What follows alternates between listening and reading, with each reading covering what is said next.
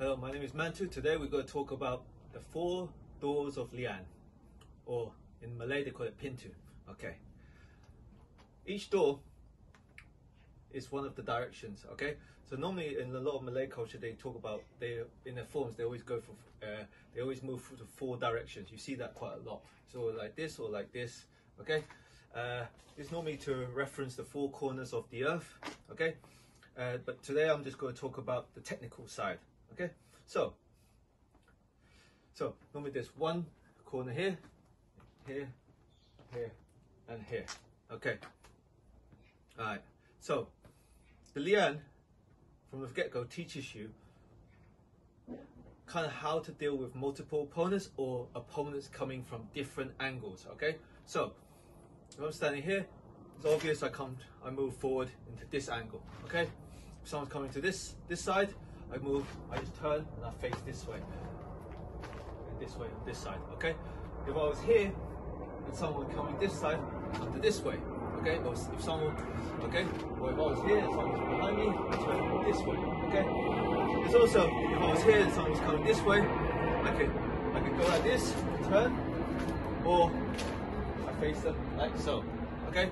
So the LIAN teaches you how to face a direction and stay in your stance.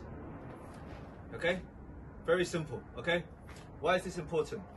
It's very important to get into your stance because if you've gone to a boxing session or MMA session or Muay Thai session or any combat sports, what they'll tell you when you're doing your sparring or when you're hitting the bag is to stay in your stance. You know, either boxing would be like this, kind of MMA would be like this.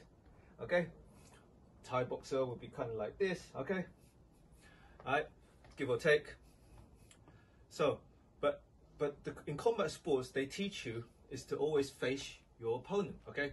Which is obviously because they're made for one-on-one, okay? So you have no need in boxing or whatever to turn around to learn this way or this way to fight more than one, okay?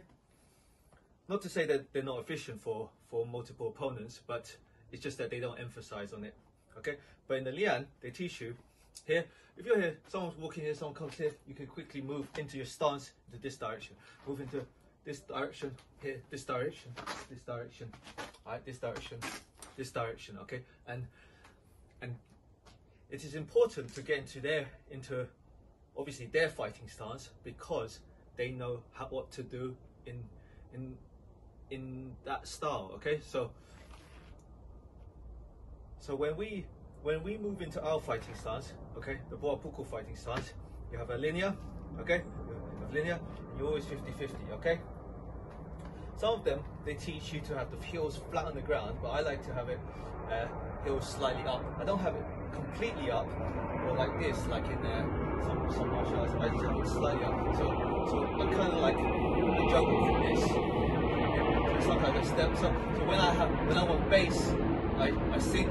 When I want to move, I lightly come off. Okay, so this helps me to move and stabilize and ground myself at the same time for power. Okay, because I don't want to be a sitting duck, so I need to move. So sometimes I have my heels up so I can move. Okay, all right. So when you're practicing the LIAN, when you're seeing this, don't just think, okay, here I'm just moving this direction. No, imagine someone's attacking from this direction. Okay. And then someone's attacking from this direction. So that's why you should look. You look and then do a form, okay? Always block. Always try to. I see a lot of people just block like this. Always imagine the punch is coming to your face, and you imagine you're smashing that arm, okay? All right. Don't just do this like movement like this, and always project your arms out forward, okay? Not like this, okay? You're not a Buddhist monk ready to pray, okay? This is for combat use, okay? So everything you must pressure forward, okay? All right. It's like a boxer. If they're a boxer, they come in. They won't have all their weapons facing your enemy, okay? So always have all your weapons facing your enemy, okay? Make sure you can fire 1, 2, 3, 4, okay? The first four weapons, okay? Obviously you have 8 if you imagine the elbows and knees. If 9 if you want to include the head. Okay.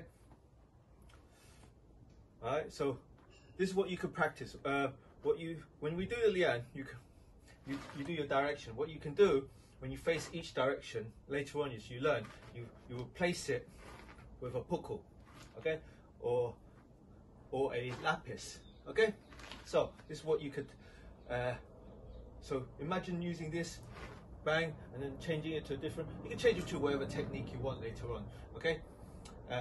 Come this way, and instead of here blocking, instead of doing the hand, you can just come in for the kick. Okay, so you can play differently. Okay, so later on.